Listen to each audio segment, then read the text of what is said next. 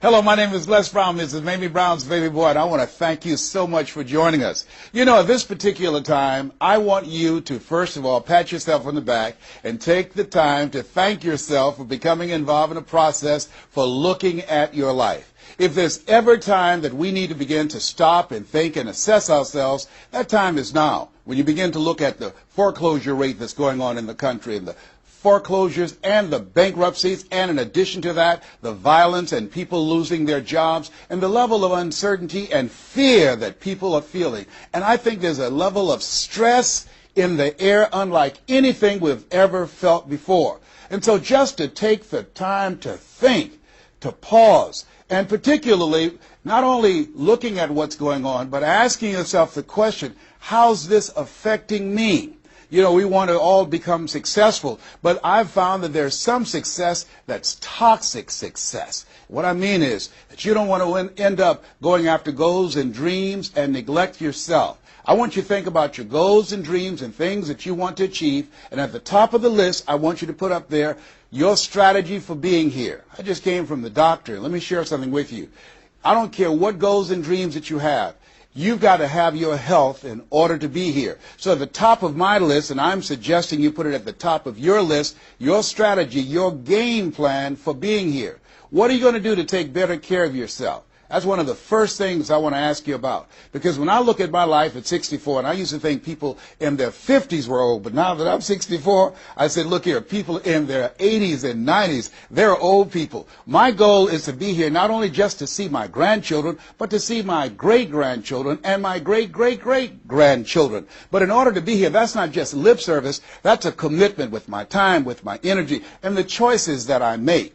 So I want you to think about your strategy for being here, and I want you to think about your goal for securing your life in your future. See, as I get older, my goal right now is to become an asset to my children rather than a liability, financially and physically. See, I don't want to be a burden to my children. I don't even know if they like me that well.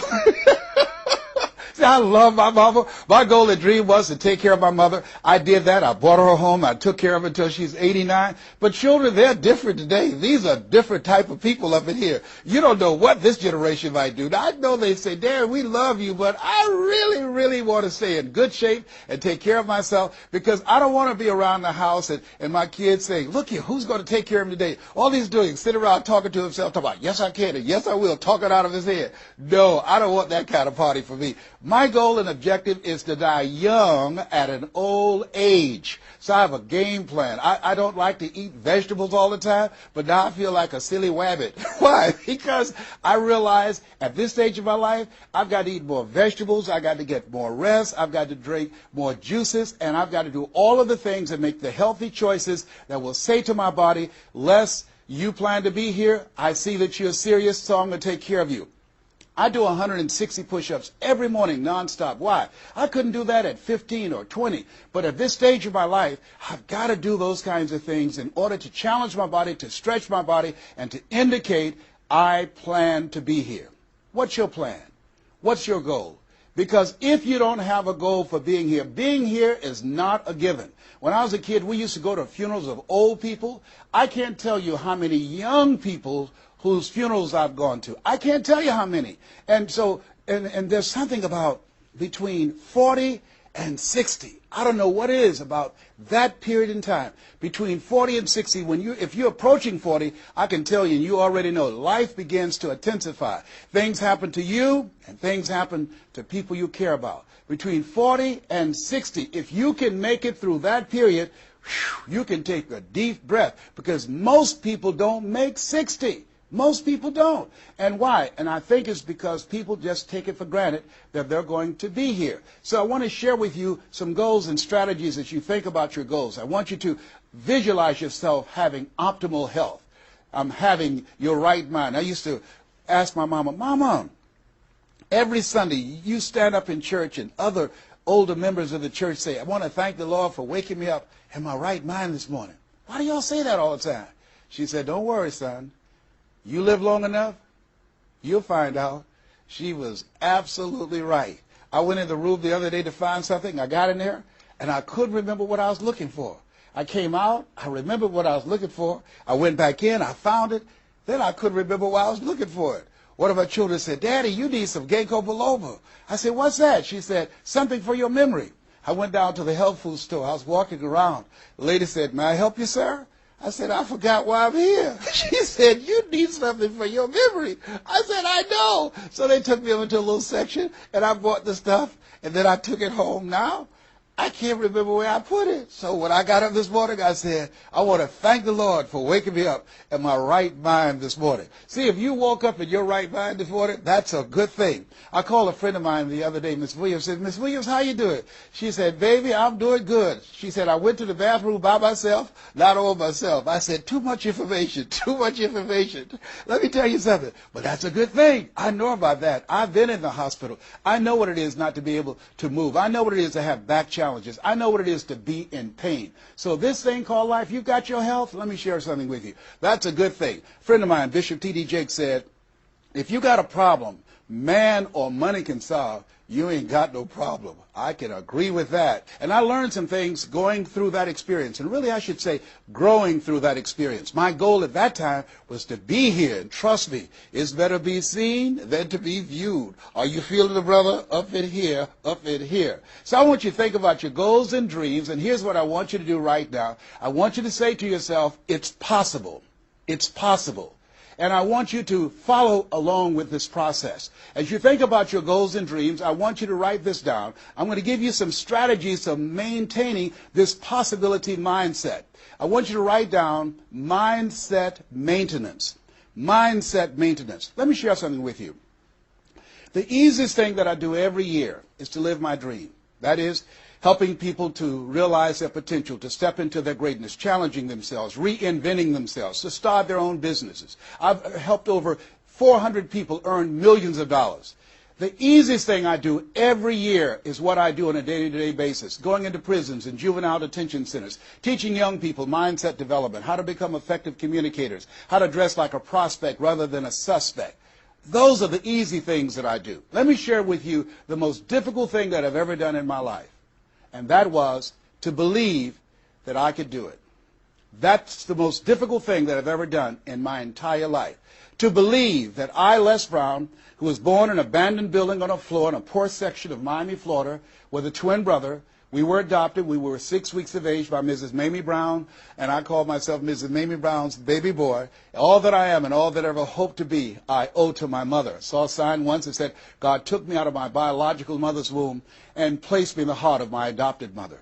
To believe that I, Les Brown, who was labeled educable mental retarded, put back from the 5th grade to the 4th grade, failed again when I was in the 8th grade, to believe that I had the ability to live the life that I'm now living. No one could have told anybody who knew me, including myself, looking in on us when Mrs. Mamie Brown was raising us in a poor section of Miami, Florida called Liberty City in Overtown, that I would be who I am right now. I didn't even know that.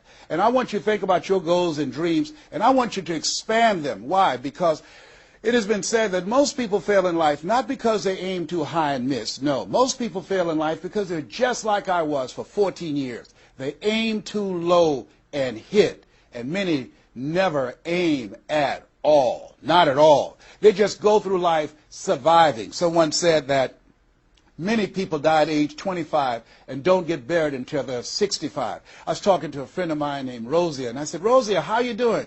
And she said, let me tell you something. Life is a mess. I said, girl, what are you talking about? She said, my life is a mess. She said, you know what? She said, I just was sitting up here thinking, I haven't lived. I haven't lived. She said, I've been working hard all my life, paying bills and taking care of my children, and my children are gone, and I've just been thinking, I haven't done anything. She said, when I die, I don't want when people view my body, I don't want them to say, oh, she had a funny expression on her face. I said, what do you mean by that? I don't want to have an expression that I'm mad. Because if I died right now, I would be mad. I said, why? What are some of the things you'd like to do? She said, travel. I would love to travel. I'd like to see the pyramids. I've never been to Paris. I want to go to Paris. I've never been there. There are things that I want to see, things I want to do. She said, I want to make a difference in young girls' lives, teenage mothers. I was a teenage mother. I want to be able to make a difference in their lives and see the impact that I had on their lives. And she mentioned a variety of things. And I remember a story about a lady who went to the doctor, and she was diagnosed with terminal cancer.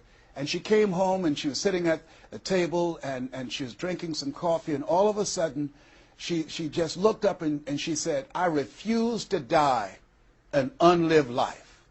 I refuse to die an unlived life." And she decided that she was going to live. That up to that point, her life was for her family, for her children, for her husband, but she had left herself out of the equation. Have you ever done that? I remember at a period of my life, I was going to work, and I was working on a job that I hated. And at the same time, I was praying that I wouldn't get fired. I was praying that I wasn't laid off. I was miserable. Nobody was holding a gun to my head. But I showed up every day, and I used a flimsy excuse. Well, I got to pay the bills. I've got a car payment I have to pay. I have a family. I have children. I have a car note, and I have a mortgage note I have to pay. I've got to survive. I was showing up for a paycheck. Ladies and gentlemen, that's not living. And a friend of mine said, "You know when people change?" And I said, "No." He said, "When they get to the point when they say, 'I've had it. I've had it.'" I think the only reason that you're listening to me right now, the only reason that you're watching this webinar, that there's somewhere in your heart of hearts that you've said, as you looked at your life, you said, "I've had it." And not only have you said, "I've had it," but you said also in your heart of hearts, "I can do better than this." And let me share something with you. You can. Because if anybody told me, and I'm going to share some things with you that I've done, not for the purpose to impress you, but to impress upon you what the possibilities are when you work on your mind and have mindset development. Because I've found that how people live their lives is a result of their state of mind. It has been said, you don't get in life what you want, you get in life what you are. So part of the process, number one, is expose yourself to positive messages. See, what I'm doing right now, I'm distracting the story that's going on in your head right now. How you live your life, how I live my life, how all of us live our lives is a result of the story we believe about ourselves. And most of us are born into stories. I was born into a story where we were poor, but we didn't know it. I didn't know we were poor until I got on a bus with my mother going to do domestic work on Miami Beach. And when we crossed the Venetian Causeway and I saw those big, beautiful hotels, and I was in the homes with my mother making up beds and cleaning, and we ate the food left over from the families that she cooked for. And we wore the hand-me-down clothes of the children that she kept. And I kept saying, "Mama, what is it, boy?" As we got ready to pack up to go back home and to Overtown and Liberty City and all the poverty and filth and the violence there, I was saying, "Why can't we stay here? Why can't we stay here?" She said, "Leslie, we can't." "Why?" "Because we can." "Why, Mama? Why can't we?" She said, "It's just the way it is. Now shut up." And I kept saying to myself, why is that the way that it is? And I guess I was okay for Wesley and Margaret Ann and Leonard and Angelo and Sharon and Linda, but it wasn't okay for me. I was curious. I wanted to live like Mr. Sidursky lived. I wanted the big car that he had. I wanted that big home that he had. We lived in a 2-bedroom apartment. It was 7 of us, plus Mama. He had a big mansion, just 3 of them, 10,000 square feet. Said, "Mama, what is it, Leslie? One day, I want to buy you something just like this." My brothers and sisters, when we were on the bus going back, they were just engaged in playful things. I was thinking and dreaming. Mama didn't understand why I was thinking like that, because I'd been exposed to positive messages. I had to take care of Mr. Sidursky. I had to shine his shoes and clean his office. And every day when he was listening to motivational messages, I was hearing those things too. Earl Nightingale, we become what we think about. All of us are self-made, but only the successful will admit it. In order to be successful, you must be willing to do the things today others won't do in order to have the things tomorrow others won't have. Your mind is a machine. You must program yourself for success. Wow. When I heard those words, I said, wait a minute. I can program my mind for success. I can program my mind for wealth. You can too. Trust me. I've earned over $55 million in the last 28 years. Anybody told me that I would be doing what I'm doing right now? I spoke recently in Sweden. They paid me 40,000 euro for an hour speech. I had no idea that this Les Brown that you now see have the ability to do that. I used to work for the Miami Sanitation Department as a garbage collector. I used to be a janitor. I used to do door-to-door sales. I used to work for Sears in Miami on Biscayne Boulevard. I had no idea this Les Brown that you now see had the ability one day to give lectures at Harvard or Yale or Dartmouth University. I had no idea that this Les Brown existed. I don't tell you that to impress you, but to impress upon you. There is more in you. Simba, there's more in you than you have been expressing. All of us have seen Lion King, some great symbols in there. And I say to you, there's more in you right now than's represented in your bank account. There's more in you right now that's being reflected by your life right now. Your life is not a true reflection of your potential. You have greatness within you. You have the ability to do more than you can ever begin to imagine. There's a reason that my favorite book says, as a man thinketh, so is he. And as he continues to think, so he remains. In order for us to begin to break into that level of greatness that we have within ourselves, you have to make a conscious choice every day to expose your mind to positive messages. So I put myself on a regimen. I do this every day, and I suggest that you do it. Write this down. Number one, listen to motivational messages every day. If you have Choosing Your Future, a set of tapes, or CDs that we produce, or Creating Your Greatest Life, I guarantee you, if you do what I'm sharing with you right now, for 6 straight months, every day, your life will never be the same again. I guarantee it 100%. You listen every day for 1 hour to Creating Your Greatest Life, any of those messages, because faith comes by hearing and hearing and hearing. What it will begin to do is interrupt the story in your mind. It will override the story that you believe about yourself. It will distract all the negative thoughts that you have that's holding you back, that held me back for 14 years. When I used to go see the #1 motivational speaker on the planet, Zig Ziglar and Tony Robbins, and my heart said, I can do that. I love to help people. I'm just like my mother. And then my mind would ask how. And I went from my heart to my mind. And my mind would say, Les Brown, you don't have a college education. Les Brown, you've never worked for a major corporation. Les Brown, you were labeled educable mental retarded. They call you DT, the dumb twin. You're not as smart as your brother. Have you ever thought about something you wanted to do and you convinced yourself that you couldn't do it? See, sometimes we need to have some external voices. And so by listening to motivational messages, that began to override the negative thoughts that I had about myself in my mind. And it gave me a new story and empowered me and gave me a vision of myself beyond my circumstances and mental conditioning and started me to writing a new chapter in my life. And so now, money will never be another issue for me. And that was an issue for most of my life because I didn't know what I didn't know and I thought I knew. So one you have to do is that you have to have a mindset development strategy where you are deliberately taking an hour every day listening to a motivational message. Every day. Here's something else. Read 10 to 15 pages of something positive every day. Why? And read it with conviction and stay focused. 10 to 15 pages every day. This is 7 days a week? Absolutely. Absolutely. Every day, McDonald's know that you know where they are. Burger King know that you know where they are. But every day they have some advertising. They have billboards. They have radio. They have television. Why? Because by exposing you to those messages, that will begin to impact your behavior. It will drive you into the place to purchase what they're advertising. Now you're advertising for your greatness. And faith comes by hearing and hearing and hearing and hearing. So you want to listen to positive messages every day. You do this, I'm telling you, your life will never be the same again. And read 10 to 15 pages of something positive every day. I read 2 to 3 books a week.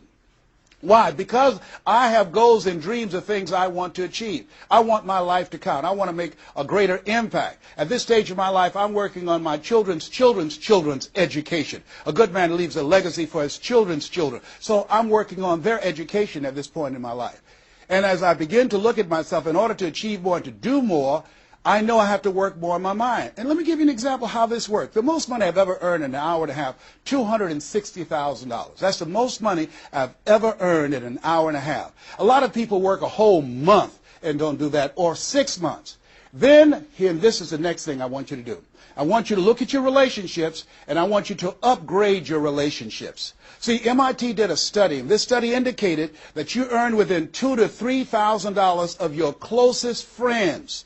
Not only did I start reading books every day and listening to positive messages, but I separated myself from my friends who did not have goals and who did not have dreams. Why? Because people rub off on you. It's called a mind virus. You earn within $2,000 to $3,000 of your closest friends. So when you upgrade your relationships, you got to ask yourself the question, who is it that I need to associate with, that I can learn from, that I can grow mentally, emotionally, spiritually, and financially? By aligning myself with another person that I can learn from. And Dr. Dennis Kimbrough said, if you're the smartest one in your group, you need to get a new group. Whoa, think about that. I was the smartest one in my group. And then one person called me who had been admiring me for years and said, Les, I want you to coach me and my trainers on how to tell a story and create value for an audience. And I want to share with you some things. I want to teach you some things, old man.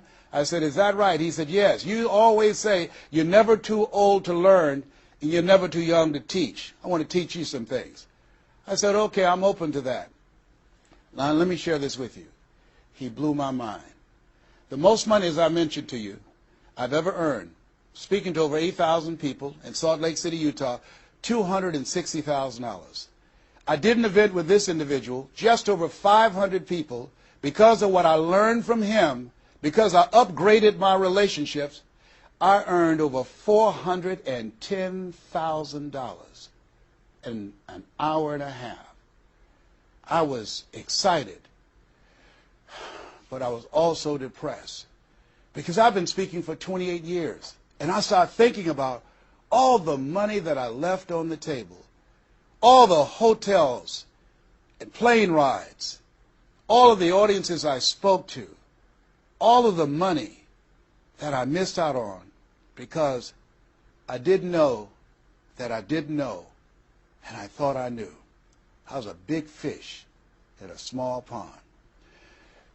I can't tell you, if you don't get anything else, you have to look at your relationships and you've got to ask yourself the question, what is this relationship doing to me? And I mean in every area of your life. When the doctor looked at me and said, you have cancer. Cancer is the most feared word in 7 different languages. One of the first things I had to do, I found out who had cancer at some point in time or was living with cancer and conquered it.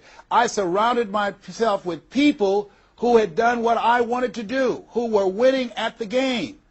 See, it's very important, every area of your life. If you want to improve your health, start hanging around healthy people. They did a 30-year study and said that the reason that most people are obese, it's a mind virus. Listen to what they said. A mind virus is communicated mind to mind. That if you have a friend that's fat or you marry somebody that's obese, you have a 41% to up to 161% of becoming obese yourself. Even if they live in another state. Whoa, why? Because birds of a feather flock together. Never forget, a high school teacher, Mr. Leroy Washington, said, Mr. Brown, if you run around with 9 broke people, I guarantee you, you'll become number 10. Whoa. Think about that. Part of your mindset development, not only listening, not only reading, but you have got to look at your relationships, upgrade your relationships, and continue to evaluate them and make sure they're an asset to you and not a liability. My son John Leslie is a motivational speaker. He has a saying, who should you count on and who should you count out? See, there's some relationships that can start out real positive, and then sometimes we outgrow people. Has that ever happened to you? Have you ever outgrown someone? Somebody you used to be close to, used to be your bosom buddy, and then you haven't been together for a time, and then when you get together, you have absolutely nothing in common. Sometimes that happens with family members. My twin brother, it's a strained conversation because he's talking about, Les, did you hear who died? No, I don't get up reading the obituary column. I'm glad my name is not there. Hello, I don't care. I'm focusing on living. Our conversations are so different. Isn't it interesting how you could be raised in the same family, same circumstances, by the same parents and end up dramatically different? It's called life. Here's the other thing that's very important. Write down the goals that you want to achieve. Write them down. Put them on a 3x5 card. And I want you to use a King James Version Bible and Matthew 7:7. Ask and it shall be given. Seek and ye shall find. Knock and it shall be open unto you. I want you to write that on one side of the card. On the flip side of the card, I want you to write down one major goal that you want to achieve.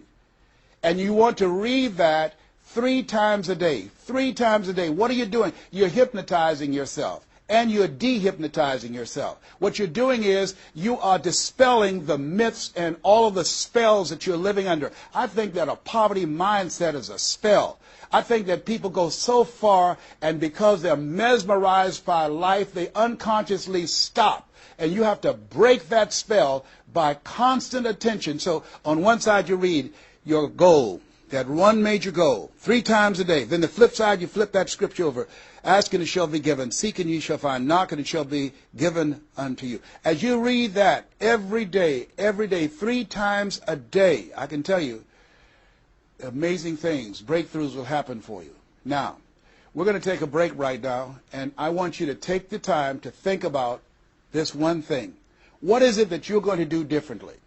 Because in order to do something you've never done, you've got to become someone you've never been. You've got to be willing to give up who you have been to give birth to who you can become. I want you to take the time and write down one radical change that you're going to make about you, and you know if you do that, your life will never be the same again. This is Mrs. Mamie Brown's baby boy, Les Brown. We're going to take a break right now, and we'll be right back. Hello, this is Les Brown, Mrs. Mamie Brown's baby boy. I hope you took some time to really go within because, see, no one knows you like you. You know what it is that you need to work on. I mean, one of my main issues that I had to dramatically change about myself was I had to develop courage. I used to go see people do things. I saw speakers on stage. My heart would say, I can do that. But I didn't have the courage to stand up for myself. For 14 years, I procrastinated. For 14 years, I kept myself as a spectator sitting on the sidelines. And then I saw a speaker, and he was so boring, the room was as quiet as a graveyard between funerals. And I said, whoa, if he can do it, I know I can do it. And because I saw what he did, and his brother-in-law was sitting next to me, and he said, you ought to be that boring and earn the kind of money he earned. I said, how much do they pay him? He said, $5,000. I said, $5,000? He's only been talking for about 45 minutes or an hour. He says, that's how much they make. Now, I wasn't earning $5,000 a month. I said, wait a minute. If he can do that, I know I can do that. Have you ever done that before? He gave me courage. And so at that moment, now that was a decision. I didn't have to have his example of somebody that was less talented than I was to give me the courage. I should have had the courage to stand up myself, to believe in my own stuff. But the truth of the matter is, I didn't. And I can't unscramble those eggs. I cannot pull those years back. I cannot recapture those 14 years. Maybe, that's why my favorite book says, forgetting those things which are behind, reaching forth unto those things which are before, and press toward the call of your higher calling. Press toward that mark of your higher calling. And that's what I do. That's what I do every day. I have to continue to work up the courage. I remember going in to do a presentation before a group of educators. I was the only one there without a college degree. And I had to talk to myself. I went into the bathroom and I said, Les Brown, let me tell you something.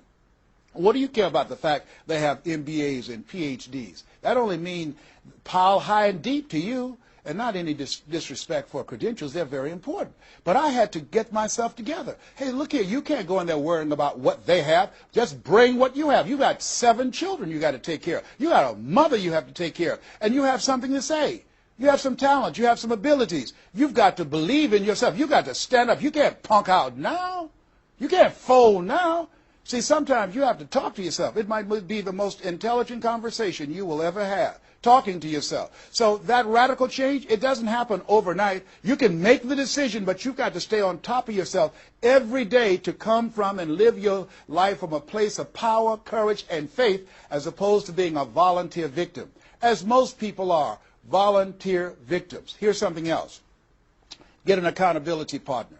Get someone that's like you, a like-minded, like-hearted person, that you have similar goals and dreams, and you hold each other accountable, and you talk with each other on a regular basis. And if you can, join a mastermind group of other supportive mindsets of individuals who are working to improve themselves, who are stretching and challenging themselves. And here's something else, a worthwhile investment. Find yourself a coach. Find someone in your industry, find someone in your area of interest that you can invest in yourself and have an accountability coach. I have a coach. I spend over $100,000 a year on my personal growth and development on my coach. Why, Les? You're Les Brown. You were selected one of the top 5 speakers in the world. You got the Heise Award from Toastmasters International and the National Speakers Association. You're one of the highest paid speakers in the world. Why would you need a coach?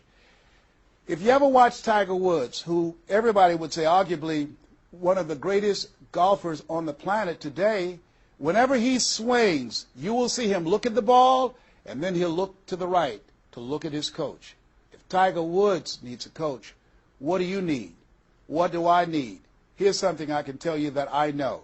You can't see the picture when you're in the frame. You can't see the picture when you're in the frame. Most people fail because they don't know that they don't know, and they think they know. Einstein said, the thinking that has brought me this far has created some problems that this thinking can't solve. See, what got you where you are right now? Your best thinking has produced the level of money that you have, your level of accomplishment, the growth of your business, or the lack of. Your best thinking has produced that. Own that. Face that. And get some help. One of the things I teach, ask for help. Not because you're weak, but because you want to remain strong. And ask for help. And don't stop until you get it. And so take the time and find someone that can coach you. Find someone that will have the courage to tell you what you need to hear and not what you want to hear.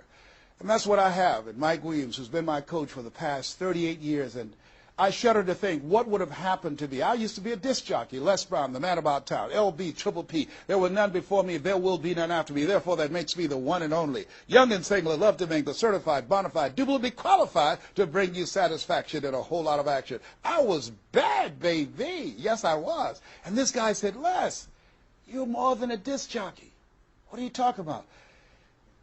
Man, if you can entertain people and don't see them, if you can reach people, Les, through this microphone and you can't see them, what can you do if you could see them? If you can entertain them, you can educate them. You can empower them. If you can be Les Brown, the man about town, and you can swim to the bottom of the deepest ocean or climb to the mountain, the top of the highest mountain, no matter where you go, they'll be talking about me, LB, Triple P. If you can come up with all of that kind of gobbly-gob garbage, what could you do if you sat down and you started thinking and doing editorials about things that's maintaining our detriment? What could you do to inspire people to register to vote? What could you do to begin to impact public policy? You've got to get a larger vision of yourself. I said, Mike, I never thought about myself in that way. See, has anybody ever seen something for you that you didn't see it for yourself? I didn't see that for myself. Maybe that's why my favorite book says, eye has not seen, ear has not heard, nor has entered the heart of mankind what God has in store for you. Because of what he saw in me, he inspired me. He gave me a vision of myself beyond my circumstances, beyond my mental conditioning, and beyond the job where I was, because I thought I was just a disc jockey. I love that. I'm master of microphone. You drop me in any city, I can master a microphone. I can turn a city upside down with a microphone.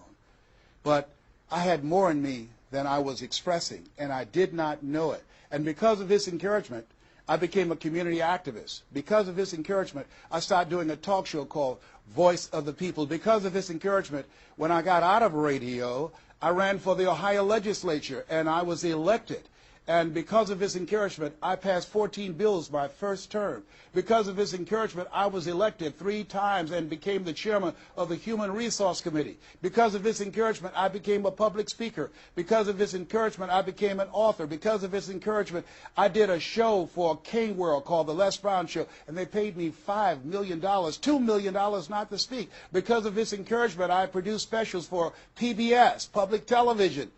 They said, you couldn't do that. You don't have a college education. It's educational television. Because of his encouragement, I did so many things I had absolutely no idea that I could do. I encourage you to live full and to die empty. There's more in you right now than just working on a job where they pay you just enough to keep you from quitting and you work just hard enough to keep from getting fired.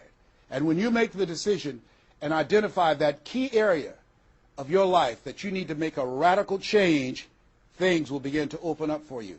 Now, here's the other thing that's very important. Once you identify your goal, I want you to get, if possible, a visual picture of your goal. My major goal was to buy my mother a home. I got the picture of the home with a 12-foot swimming pool and a basketball court on a golf course. I bought that home for my mother. It cost just over $400,000, 10,000 square feet. I had a picture long before I had the money and the down payment to get it. My goal was to be known nationally and internationally as a speaker. I had that goal. I had a card that I had on one side, asking you shall be given, seeking you shall find, knocking you shall be opened. On the other side I had, I'm the world's #1 orator. I produced that result in my life. I had a goal of becoming a talk show host. I used to watch Phil Donahue, and I put my picture on the screen of the television as I listened to the program. I visualized myself there, and I was called by King World Production, and I had my own talk show. Well, it was the highest rated, fastest canceled talk show in the history of television. Well, at least I had one. It's called life. Now, here's something else. You will fail your way to success. Trust me on that. You can have a lot of failures, a lot of disappointments, but you will fail your way to success. Goethe says, that which does not kill you will make you stronger. See, 85% of people allow their fear of failure to outweigh their desire to succeed. That's why you have to be of good courage. You have to have courage. When life knocks you down, I have a saying, try and land on your back, because if you can look up, you can get up. So once you look at and decide the goal that you want to put some things, or put a treasure board or a goal board and have pictures of the goal that you want to achieve so you can see it every day when you get up in the morning and the last thing at night. You're programming your subconscious mind where 9 out of 10 decisions that you make comes from there. Here's something else. Not only do you want a physical picture that you can see every day to remind you to keep you on course, but the other thing that's very important in achieving your goals, writing your goals down in detail and having 7 action steps that you take every day. Now, Robert Schuller said, by the yard it's hard, but inch by inch, anything is a cinch. You want to think about what are the things I need to do every day. Break it down into increments. You have your 30-day goals, and you have your 3-month goals, and your 6-month goals, and your 1-year goals, all right? You want to break it down in increments. What do you need to do starting today? Don't squander any time. There goes a second. There goes another second. There goes another second. And all the power in the world can't bring it back. So what are 7 things that you can do starting today? And then once you do those 7 things, then you work on all the other stuff. But what are the 7 most important steps that you can take that can move you in the direction of your goal? And when I decided to become a speaker, I started memorizing quotes every day. That was one of the goals I had, to memorize quotes. I have probably over 400 to 500 quotes and statistics in my head in all kind of areas. I've spoken at the National Convention for real estate conventions, RE/MAX. I've spoken for doctors and lawyers. I trained over 5,000 doctors last year, teaching doctors how to communicate with their patients to increase their taking of their hypertension medication, to increase their compliance from 30%. I was paid $640,000 in 1 month, Monday through Thursday, 30 minutes a day. A lot of people work a whole year and don't do that. I don't tell you that to impress you, but to impress upon you. You've got greatness in you. You can do more than you can ever begin to imagine. I had no idea this Les Brown you see existed. I had no idea. And the reason that you're watching me now is because you know in your heart of hearts that you can do what I've done and even more. And so as you begin to think about that, think about writing your goals down, listening to motivational messages, changing your relationships, upgrading your relationships, thinking about 7 things you need to do every day, some radical change you need to make in you. There's an old African proverb that says, if there's no enemy within, the enemy outside can do us no harm. Here's something else that's very, very important. As we talked about having a personal coach, the next thing that's important about reaching your goals is this. What is it as you look in your past that's affecting you right now? I saw a movie called Magnolia, a powerful line in that movie. And the movie said, we might be through with our past, but our past is not through with us. Whoa. Let me share something with you I realized about myself. The reason that I procrastinated for 14 years was because when I was in the 5th grade and Mrs. Mary Ford Williams said to Mrs. Crompton, he doesn't belong here. He is slow. He's not like his brother. And they put me back from the 5th grade to the 4th grade. That affected me. I didn't even realize it. They say sticks and stones will break your bones, but words will never hurt you. Yes, they will. But they can also free you up. Because I'll never forget when I met Mr. Washington. It was my junior year in high school. I had been in special education from the 4th grade all the way up to my junior year in high school. My twin brother always made the honor roll. And he said, young man, work this problem out for me. He was a new instructor. I said, sir, I can't do that. He said, why not? I said, I'm not one of your students. He said, look at me. Yes, sir. Work the problem out anyhow. I can't do what you asked me to do, sir. Why? Sir, because I'm educable, mentally retarded. And the students erupted in laughter. They said, hey, he's DT. He said, what's that? He's the dumb twin. He's not Wesley. That's Leslie. And he came from behind his desk and he said, don't ever say that again. Someone's opinion of you does not have to become your reality. That was a jarring statement. On one hand, I was humiliated, but on the other hand, I was liberated because he looked at me with the eyes of Goethe who said, look at a man the way that he is, he only becomes worse. But look at him as if he were what he could be, then he becomes what he should be. And here's what I learned from that experience. I want you to visualize yourself already there. Whatever goal, whatever dream that you have, see the picture complete. See yourself there. Why? We have something at the base of our brains called the reticular activating system. See, you have genius within you, and to prove it, let me give you an example. The other night, I said, I've got to get up tomorrow morning at 7 o'clock. I was at a hotel. I called downstairs and told them to call me at 7 o'clock. The hotel neglected to do it, but I woke up at 7 o'clock on the nose. Have you ever done that before? How did you know when to get up? Hey, that subconscious mind. Everything we need, the answers are already there. Have you ever seen somebody and said, you know what, I remember your face, but I don't exactly know where. And then later on you say, hey, I know where I saw you, and it came. What happened? The conscious mind sent that thought to the subconscious mind, and it pulled that information up and gave it to you. Now, when you begin to hold the vision of what it is you want to achieve, you stimulate what is called the reticular activating system. It's a network like group of cells at the base of your brain. Let me share with you how it works. Have you ever purchased a car? No one goes to buy a car that has the same color that everyone else has. Has that ever happened to you before? But then once you buy the car and you drive it off the lot, you start seeing it everywhere. Say, hey, where did this come from? Let me tell you what happened. You made an investment. And because you made an investment, that piqued your awareness, that stimulated your reticular activating system. Another case in point. I was at a party with a friend of mine, and we were dancing, and music was blasting. And she said, wait a minute, my son is crying, he's at the door. I said, your son's not at the door, because even if he were, you wouldn't be able to hear him. And she stopped, went to the door, opened the door, and there her 4-year-old son was at the door. How did she hear it and I didn't hear it and the other people dancing? It wasn't our child. It was her child. Her reticular activating system picked up his whimpering sound. And I'm saying to you that you have that in you. When you focus on your goals and dreams and you visualize it complete, it will stimulate the reticular activating system and it will lead you there following all the other things that we suggested. Now, not only is it possible you can live your dream, it's necessary that you change relationships, that you get a coach, that you meet with other like-minded people that will hold you accountable, that you write your goals down, that you have 7 steps that you do every day on your goals to monitor to see where you are. But you've got to take full responsibility. If everything works out for you, fine. If you have the money, fine. If you can get the help and support of friends and family members and your spouse, great. But if you don't, all of those things are minor things. The major key to your reaching your goals is you. Nobody's going to work on your dream harder than you.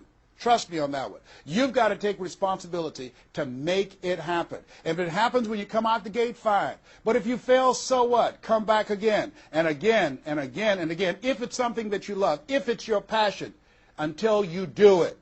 George Bernard Shaw said, the people that make it in this life, they look around for the circumstances that they want, and if they can't find them, they create them. Here's something else. It's hard. When I bought the first home for my mother, and I didn't do a title search, and a guy sued me, And I had to move out from the big, beautiful home I bought her to a roach-infested home I moved her out of. And the neighbors came out and said, "Mamie, y'all back?" "Yes, what happened?" "My boy lost a house. He didn't do a title search. And we had to get out. They foreclosed on the house. He didn't have the $50,000 to pay the guy who put a lien on the property." It was devastating. But let me tell you something. It was worth it. Because I came back. 90 days later, I got a bigger and better house. 90 days later, I stayed focused on the goal. And that's the thing that you want to do. Stay focused on your goal. Keep the main thing the main thing. You're going to have distractions. That's a part of the process. It's not there to stop you. It's only there to challenge you. You want to grow through it. You know, I think it was Robert Schuller who said, "Tough times never last, but tough people do." Keep the main thing the main thing. You going through hell? Don't stop. Keep moving.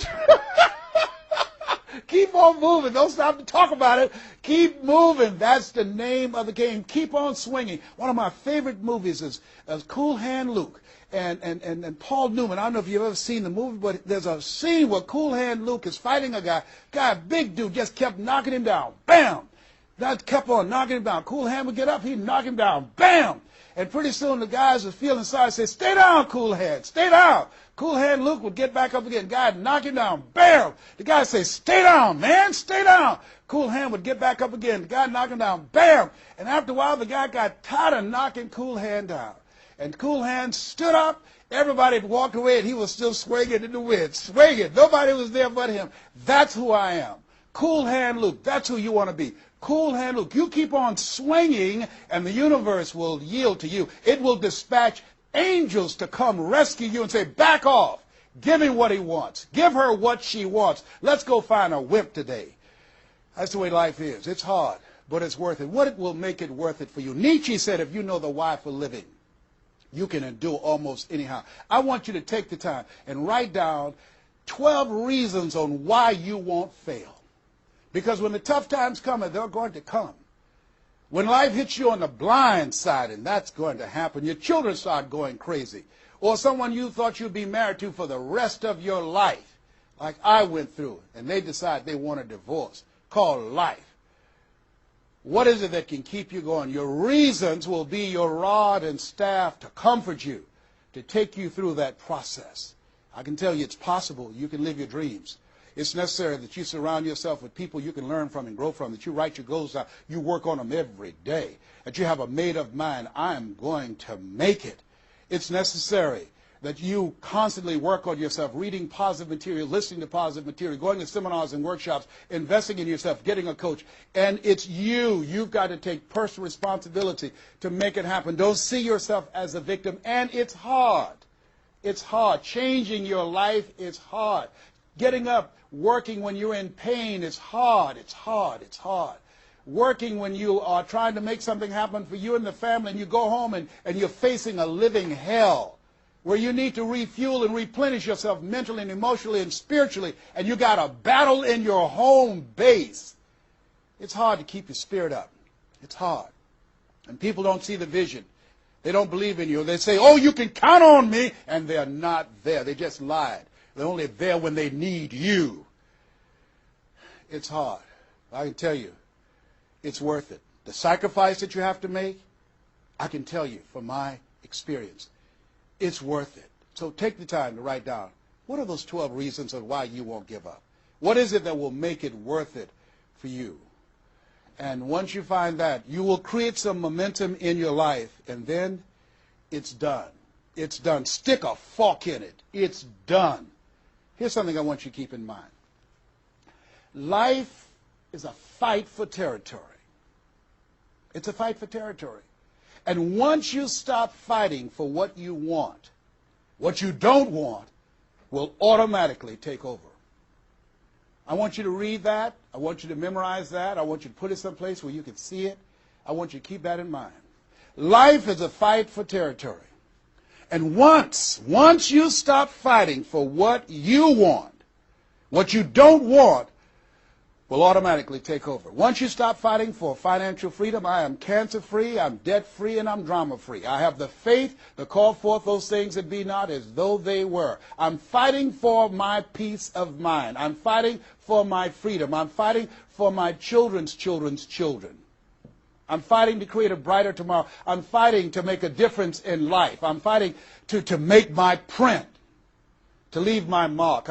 I refuse to die an unlived life. And that's what you are doing right now. You're saying to yourself, I refuse to die an unlived life. I want my life to count. I want my life to mean something. I want not to be a burden to anybody. I want to control my own future, to write my own check, to control my own destiny, to do what I want to do when I want to do it, not to answer to anyone else but myself. You have it like that. The only reason you're watching me is because we're cut from the same cloth. We're branches of the same tree. The only reason you take the time to invest in your time, your money, and your energy, just stay here and focus right now. Because you feel me in your heart. Where your heart is, there your treasure is also. As a man thinketh in his heart, so is he. And I say to you, keep in mind what I said. Life is a fight for territory. And once you stop fighting for what you want, what you don't want will automatically take over. Jim Rohn said something I love. He said, when the end comes for you, let it find you conquering a new mountain, not sliding down an old one. No. Life is too short and unpredictable, as Helen Keller would say. Eat the dessert first. Don't let it find you sliding down the same mountain. I don't know what your goals are. I don't know what your dreams are. Here's what I know about you. You have greatness within you. Here's what I know about you, and I don't even know you, but based upon my own experience, you were chosen on purpose for a purpose. 1 out of 400 million sperm. You have greatness within you, but greatness is a choice. It's not your destiny. It's a choice that you have to make every day. Choose ye this day whom ye shall serve. The mediocre part of yourself or the greatness that you were chosen for. This has been Mrs. Mamie Brown's Baby Boy. I hope you've gotten some value out of this. It's been a plum-pleasing pleasure as well as a privilege. God bless you. God bless your dream. And God bless the greatness that is in you. The world needs you, and we need you now. And so it is.